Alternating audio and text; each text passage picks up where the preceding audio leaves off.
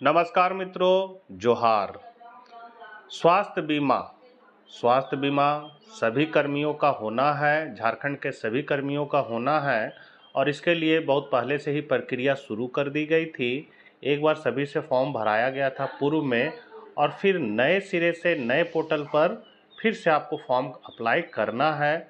साथ ही डीडीओ को भी निर्देश दिया गया था कि जो भी आपके पास अप्रूव के लिए आता है उसका सारा चीज़ देखते हुए आपको अप्रूव करना है। इसके लिए सभी डीडीओ का मीटिंग भी हुआ था, प्रशिक्षण भी हुआ था।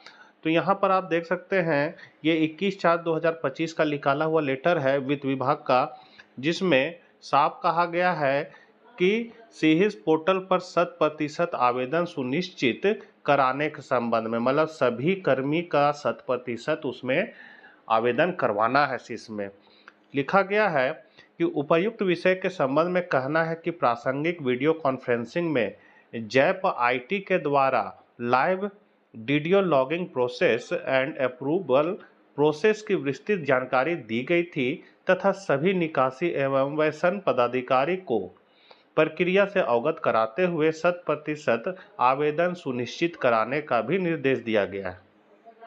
अतः निर्देशानुसार पुनः अनुरोध है कि अपने कोषागार से संबंध सभी निकासी एवं वेतन पदाधिकारी को चरणबद्ध तरीके से प्रक्रिया से अवगत कराते हुए सेहिस पोर्टल पर 100% आवेदन सुनिश्चित कराने की कृपा की जाए। ये मतलब सभी कोषागार को ये लेटर वित्त विभाग द्वारा दिया गया था। इसी आधार पर हजारीबाग कोषागार के अधिकारी ने निकाल दिया है कि शीर्ष पोर्टल पर 100% आवेदन सुनिश्चित कराने के संबंध में, और उसी पत्र का हवाला देते हुए उन्होंने साफ कह दिया है कि उक्त प्रासंगिक पत्र के आलोक में अनुरोध है कि अपने कार्यालय से संबंधित सभी कर्मियों का सेहिस पोर्टल पर 100% आवेदन सुनिश्चित करवाते हुए माह अप्रैल के वेतन पर इस आशय का प्रमाण पत्र अंकित करने की कृपा की जाए कि विपत्र में अंकित सभी कर्मियों का सेहिस पोर्टल पर 100% आवेदन करवा लिया गया है। मतलब माह अप्रैल का जो बिल बनेगा उसके साथ एक सर्टिफिकेट देना होगा कि इस विपत्र में, बिल विपत्र में जितने भी कर्मी का नाम है उनका सेहिस पोर्टल पर आवेदन हो चुका है। यदि नहीं हुआ है तो उनका माह अप्रैल का वेतन नहीं निकलेगा, नहीं बनेगा। तो ये चीज़ को क्लियर कर दिया गया है। उसके बाद यहाँ पर सेहिस को एक चेतावनी भी दी गई थी कि झारखंड के स्वास्थ्य एवं परिवार कल्याण विभाग ने बीमा कंपनी टाटा एआईजी पर रोजाना 2 लाख रुपए का जुर्माना लगाया है।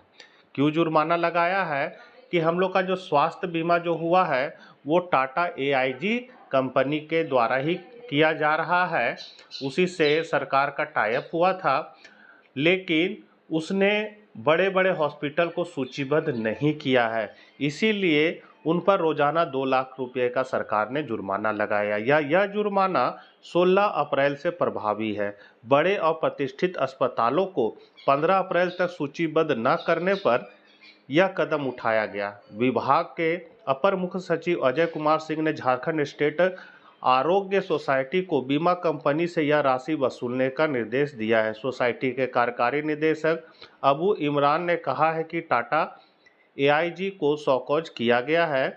राज्य सरकार ने 1 मार्च से अपने 1.62 लाख कर्मचारियों के लिए स्वास्थ्य बीमा योजना शुरू की है।